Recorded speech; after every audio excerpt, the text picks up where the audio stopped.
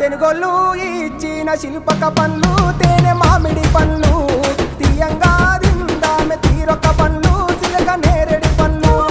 కాబోళ్ళు ఇచ్చిన మక్క కంకులు అవి పాల కంకులు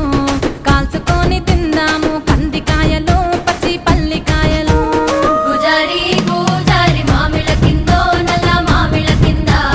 కుసుమరోళ్ళేసిన కుందన బొమ్మ అది కుందన బొమ్మ